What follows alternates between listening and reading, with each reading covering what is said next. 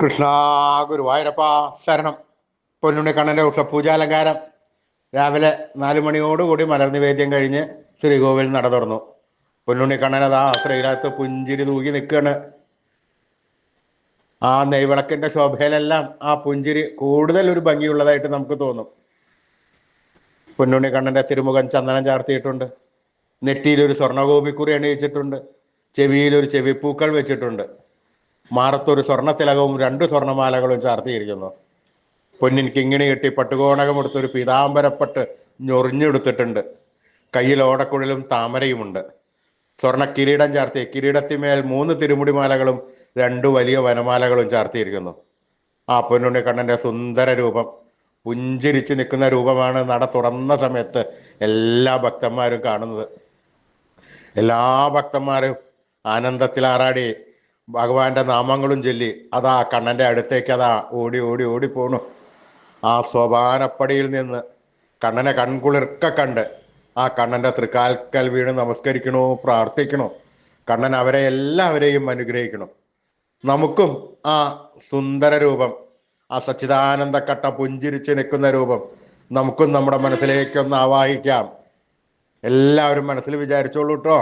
ആ പൊന്നിൻ കിങ്ങിണി കെട്ടി പട്ടുകോണകമെടുത്ത് പീതാംബരപ്പട്ടു ഞൊറിഞ്ഞുകൊടുത്ത് കയ്യിൽ ഓടക്കുഴലും താമരയും പിടിച്ച് സർവാഭരണ വിഭൂഷിതനായി നിൽക്കുന്ന ആ പൊന്നുണ്ണിക്കണ്ണനെ, പുഞ്ചിരിച്ച് നിൽക്കുന്ന ആ പൊന്നുണ്ണിക്കണ്ണനെ എല്ലാവരും മനസ്സിലിങ്ങോട്ട് വിചാരിക്കുക. എല്ലാവരും വിചാരിച്ചോളൂ കേട്ടോ, നല്ല പോലെ വിചാരിച്ചോളൂ. കണ്ണൻ അതാ മനസ്സിൻ്റെ ഉള്ളിൻ്റെ ഉള്ളിലേക്ക് അതാണ് കയറി വരണു. ആ പൊന്നുണ്ണിക്കണ്ണൻ അവിടെ എത്തിക്കഴിഞ്ഞാൽ ആ കണ്ണനെ ഒന്ന് കൂട്ടിപ്പിടിക്കുക, അവിടെ പ്രതിഷ്ഠിക്കുക. ആ കണ്ണനുമായി കുറച്ചു നേരം സംവദിക്കുക. ആ കണ്ണനെ ഒന്ന് കൊഞ്ചിക്കുക, ലാളിക്കുക, ഒരു മുത്തം കൊടുക്കുക. ആ കണ്ണൻ്റെ തൃക്കാൽക്കൽ വീണ് നമസ്കരിക്കാം, പ്രാർത്ഥിക്കാം. കണ്ണൻ്റെ അനുഗ്രഹം നമുക്ക് എല്ലാവർക്കും ഉണ്ടാവും, അത് ഉറപ്പാണ്. ഉറച്ച വിശ്വാസത്തോടു കൂടി, സ്നേഹത്തോടുകൂടി, ഭക്തിയോടുകൂടി കണ്ണനെ വിളിച്ചോളൂ എല്ലാവരും. നാരായണ നാരായണ നാരായണ നാരായണ. ആ സ്നേഹത്തോടു കൂടിയുള്ള വിളി കണ്ണന് കേൾക്കാതിരിക്കാൻ പറ്റില്ല, അതുറപ്പാണ്. കണ്ണൻ അതിൽ കൂടുതൽ സ്നേഹത്തോടു കൂടി നമ്മുടെ അടുത്തേക്ക് ഓടി വരും. എന്നിട്ട് നമ്മളെ ഇങ്ങോട്ട് കെട്ടിപ്പിടിക്കും, നമുക്കൊരു മുത്തം തരും. കണ്ണൻ നിന്നിട്ട് നമുക്ക് വേണ്ട സമയത്ത് വേണ്ടതെല്ലാം വാരി കോരി തന്ന് നമ്മളെ അനുഗ്രഹിക്കും. അപ്പൊ എല്ലാവരും സ്നേഹത്തോടു കൂടി കണ്ണനെ വിളിക്കുക, വിശ്വാസത്തോടു കൂടി കണ്ണനെ വിളിക്കുക. കണ്ണൻ നമ്മുടെ ഒപ്പം ഉണ്ടാവും എന്നുള്ള കാര്യം ഉറപ്പാണ്. എല്ലാവരും ജപിച്ചോളൂ നാമം. നാരായണ നാരായണ നാരായണ നാരായണ.